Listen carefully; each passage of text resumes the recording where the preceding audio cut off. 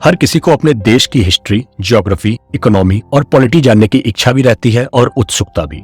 और इन्हें अच्छे तरह से जानने का सबसे बेहतर सोर्स है हमारी एनसीईआरटी की किताबें। सोचकर देखिए, अगर आपको यह मौका मिले कि ड्राइव करते वक्त या फिर कोई भी काम करते वक्त आपको यह सारी जानकारियां बिना अपनी आंखों को तकलीफ दिए मिल जाए तो कैसा होगा। इसी मुहिम के साथ रूब्रिक आपके सामने ला रहे हैं सभी एनसीईआरटी का ऑडियो बुक सीरीज। अब आप सिर्फ सुनकर कभी भी कहीं भी अपने नॉलेज को आसानी से बढ़ा सकते हैं। नमस्कार दोस्तों, स्वागत है आपका रूब्रिक के एनसीईआरटी ऑडियो बुक सीरीज में। आज हम एनसीईआरटी क्लास 7 की हिस्ट्री के पार्ट 1 के बारे में चर्चा करेंगे। Chapter 1, tracing changes through 1000 years. India के मैप को तो हम सब भली भांति जानते हैं। हम सब ने इंडिया का मैप तो देखा ही है, जिसमें नॉर्थ ऊपर की तरफ दिखता है और साउथ नीचे। लेकिन 1154 कॉमन एरा में अल अदरसी, जो कि एक अरब जियोग्राफर थे, उन्होंने जो इंडिया का मैप बनाया था उसमें साउदर्न पार्ट और श्रीलंका आइलैंड ऊपर की तरफ दिखाई देता है। उस मैप को देखकर ऐसा लगता है कि जैसे आपने इंडिया के मैप को उल्टा पकड़ लिया हो। एक और मैप भी है जो अल अदरसी के मैप से करीब 600 साल या उसके बाद का है, जिसे 1720 में एक फ्रेंच कार्टोग्राफर ने बनाया था। कार्टोग्राफर वो लोग होते हैं जो मैप्स बनाते हैं। 1720 में फ्रेंच कार्टोग्राफर का बनाया हुआ मैप इंडिया के अभी वाले मैप से काफी मिलता जुलता है, क्योंकि इसमें भी साउदर्न पार्ट नीचे की ही तरफ है। इसका मतलब है कि अगर मैप की बात की जाए तो 600 सालों में हमें इंडिया के मैप में काफी सिग्निफिकेंट यानी कि इंपॉर्टेंट चेंजेस देखने को मिलते हैं। और साथ ही फ्रेंच कार्टोग्राफर का यह मैप बहुत ही ज्यादा डिटेल्ड भी है।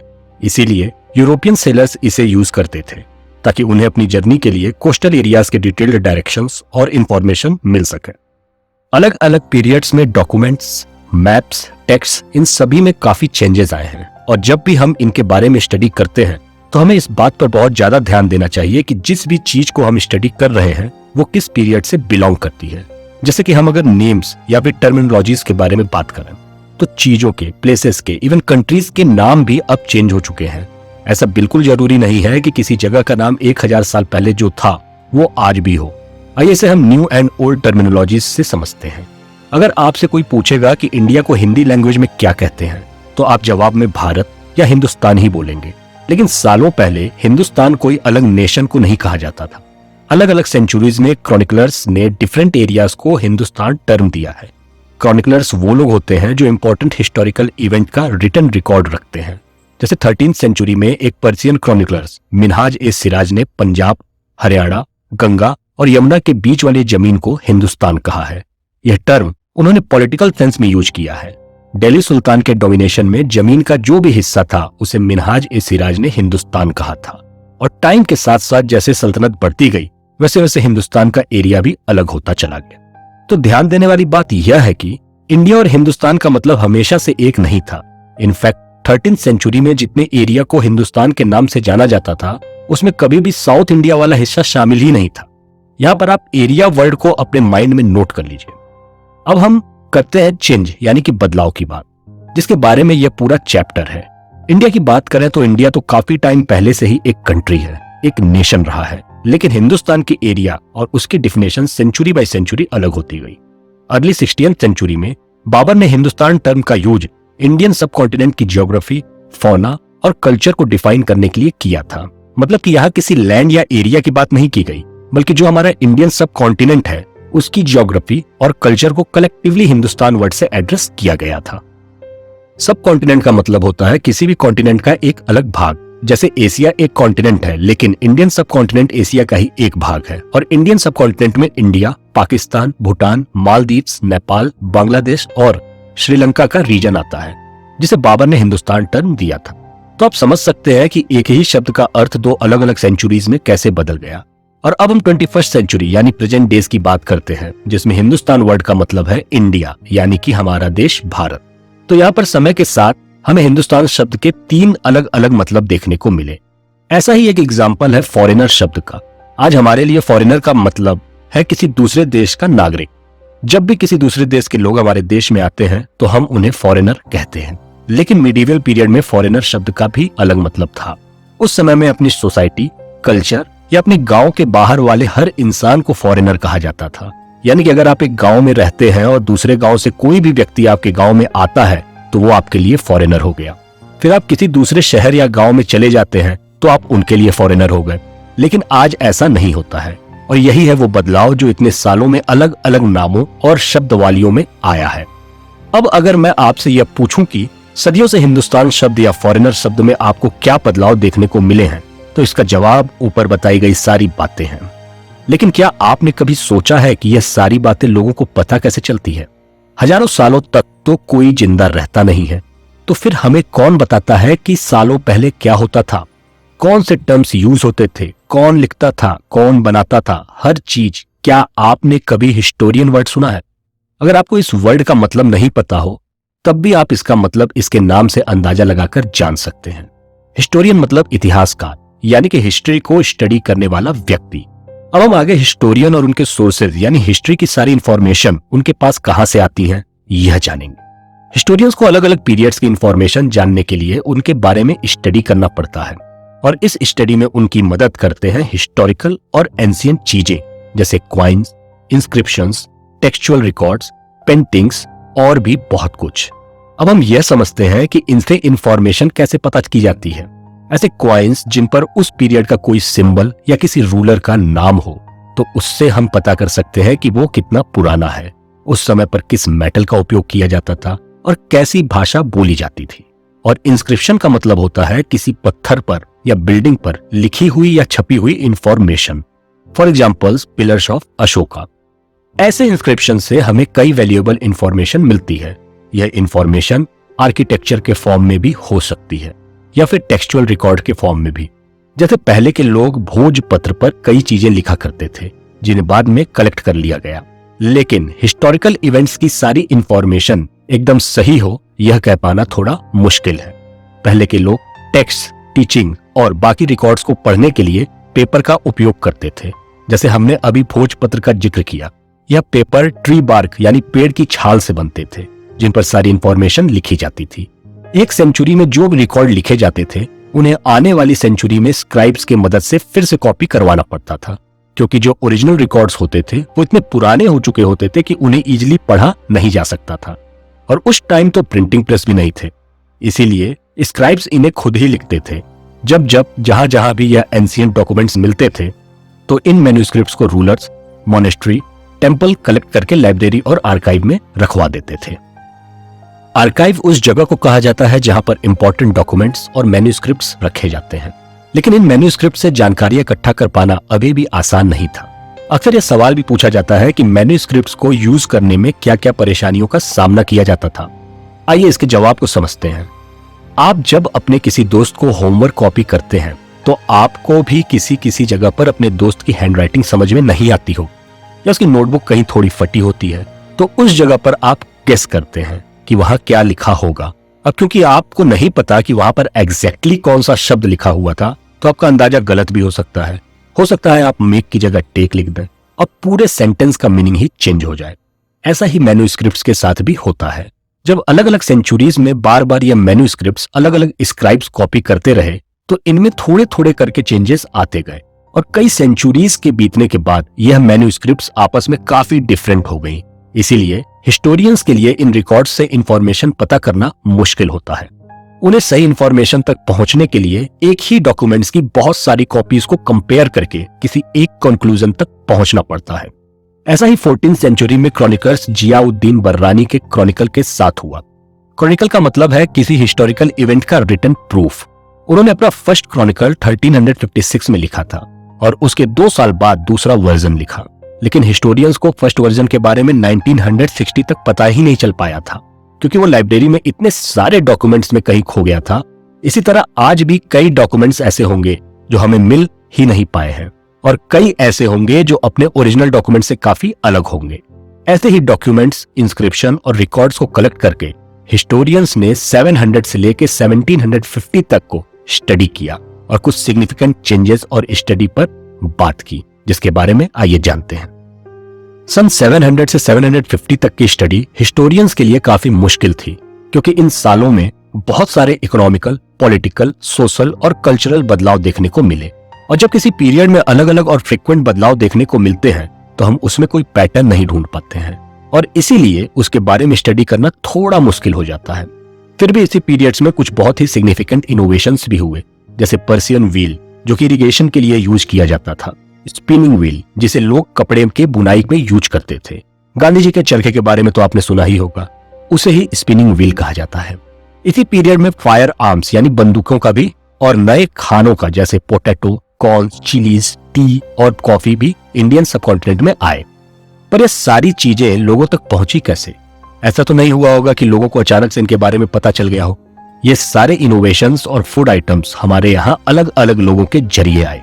बाहर से जो लोग ट्रेवल करके यहाँ आते थे वो अपने साथ ये चीजें लेकर आते थे या यहाँ आकर इनके बारे में लोगों से बात करते थे, जिसकी वजह से ज्यादा लोगों तक इन चीजों की जानकारियां पहुंचती थी। बाहर के लोगों और चीजों के यहाँ आने की वजह से हमारी इकोनॉमी और कल्चर दोनों में ही बड़े बदलाव देखने को मिले। इसीलिए इस पीरियड को इकोनॉमिकल और कल्चरल चेंज के पर्सपेक्टिव से महत्वपूर्ण माना जाता है। इसी पीरियड में लोगों का लंबी यात्रा करना भी काफी बढ़ा, क्योंकि लोगों को नए अवसरों की तलाश थी, जिसके लिए लोग अपने समूह के साथ मीलों दूर तक यात्रा किया करते थे। इसी पीरियड में एक ऐसा ग्रुप था जिसे सबसे ज्यादा फेम और इंपॉर्टेंस मिली। वो ग्रुप राजपूत का था। आपको पता होगा कि हमारे कास्ट सिस्टम यानी कि वर्ण व्यवस्था की 4 भाग हैं: ब्राह्मण्स, क्षत्रिय, वैश्य और शूद्र। 8 से लेकर 14th सेंचुरी के बीच में राजपूत टर्म क्षत्रिय कास्ट स्टेटस वाले लोग के लिए यूज की जाती थी, जिसमें वो लोग आते थे जो आर्मी में सर्व करते थे, जैसे कि सोल्जर्स, रूलर्स, कमांडर्स। आपको क्या लगता है कि आर्मी में जो लोग होते थे वो कैसे होते होंगे? मतलब उनकी क्या क्वालिटीज होती होंगी? ये तो हम सब जानते हैं कि जो लोग बहादुर होते हैं और अपने देश, अपने मातृभूमि के लिए वफादार होते हैं, वही आर्मी ज्वाइन करते हैं। ठीक इसी तरह जो पहले के रूलर्स, सोल्जर्स, कमांडर्स, ये सब लोग थे, वो भी काफी बहादुर और अपने देश, अपने समूह के प्रति वफादार थे। और उनकी इन्हीं क्वालिटीज का कई कवियों ने भी वर्णन किया है। पृथ्वीराज चौहान भी राजपूत राजा थे और उनके बहादुरी के बारे में हर कोई जानता ही है। राजपूत के अलावा भी कई और समूह भी ऐसे थे जिन्होंने इस पीरियड में अपनी एक महत्वपूर्ण जगह बनाई, जैसे कि मराठास, सिख, जाट्स, अहोम्स और क्षत्रिय। एग्रीकल्चर के पर्सपेक्टिव से देखा जाए तो भी इस पीरियड में कई बदलाव देखने को मिले, जैसे डिफॉरेस्ट्रेशन यानी कि वनों की कटाई काफी बढ़ गई और खेती को बढ़ावा दिया गया, जिसकी वजह से फॉरेस्ट ड्वेलर्स यानी वो लोग जो फॉरेस्ट में रहते थे और उसी पर आश्रित थे, उन्हें काफी मुश्किलों का सामना करना पड़ा। फॉरेस्ट के खत्म होने की वजह से या तो ये लोग दूसरी जगह जा सकते थे या फिर वहीं रहकर दूसरा काम ढूंढ सकते थे। कुछ फॉरेस्ट ड्वेलर्स इसी रीजन से दूसरी जगहों पर माइग्रेट कर गए। वही कुछ जो अपनी जगह नहीं छोड़ना चाहते थे, उन्होंने वहीं रहकर खेती करना शुरू कर दिया, क्योंकि उनके पास इसके अलावा दूसरा कोई चारा ही नहीं था। यही लोग आगे चलकर पीजेंट्स यानी कि किसान कहलाए। इसका मतलब बड़े बड़े लोगों को, जमींदारों का सामान और सेवा देने वाले ये पीजेंट्स और कोई नहीं बल्कि वही फॉरेस्ट ड्वेलर्स थे जो वनों की कटाई की वजह से खेतीहर यानी कि किसान बन गए थे। इसी पीरियड में यह किसान धीरे धीरे हमारे बड़े और जटिल समाज का एक हिस्सा बनते गए। कुछ किसान प्रोडक्टिव भूमि पर खेती करते थे, कुछ पशुपालन करते थे, तो कुछ लोग ऑफ सीजन में कारीगर का काम करते थे। ये सब वो एक आय यानी कि इनकम के लिए करते थे, जिसके वजह से किसानों के बीच इकोनॉमिक और सोशल डिफरेंस क्रिएट होने लगे थे। और यहीं से निकलकर एक बहुत ही इंपॉर्टेंट टर्म हमारे सामने आया, जिसका नाम है जाति या फिर सबकास्ट। जैसे जैसे हमारी सोसाइटी डिफरेंशिएट होती गई, यानी लोगों में सोशल और इकोनॉमिकल डिफरेंसेस आते गए, वैसे वैसे सोसाइटी में सबकास्ट और जाति बनती चली गई। आपने लोगों को कहते हुए सुना होगा कि ये इस कास्ट का है, वो उस कास्ट का है। ये सिस्टम इसी पीरियड से आया। इसके बाद सभी जाति के बड़े बूढ़े लोगों ने अपने अनुसार अपने नियम बनाना शुरू कर दिए कि उन्हें क्या काम करना है, क्या करना सही है और क्या करना गलत है, कौन से सामाजिक नियम का उन्हें पालन करना है और कौन सा नहीं, जिसे उस कास्ट के सारे लोग फॉलो करते थे। और उसके साथ ही सभी लोगों को गांव के नियम का भी पालन करना पड़ता था, क्योंकि एक गांव में कई जातियों के लोग रहते थे, तो उन सभी लोगों के लिए नियम एक ही होते थे। ये जातियां लोगों के बैकग्राउंड और ऑक्यूपेशन के बेसिस पर तो थी ही, लेकिन कभी भी इनका स्टेटस फिक्स नहीं था। मतलब कि दो अलग अलग जगहों पर सेम जाति के लोग का स्टेटस अलग अलग हो सकता था। अगर किसी कास्ट के लोगों को एक गांव में इंफीरियर समझा जाता था, तो यह जरूरी नहीं कि दूसरे गांव में भी उन्हें वही समझा जाए। तो इससे हम यह बात समझ सकते हैं कि इनमें भिन्नता यानी कि वेरिएशन संभव था। इन सभी जातियों के लोग एक जगह नहीं मिलते।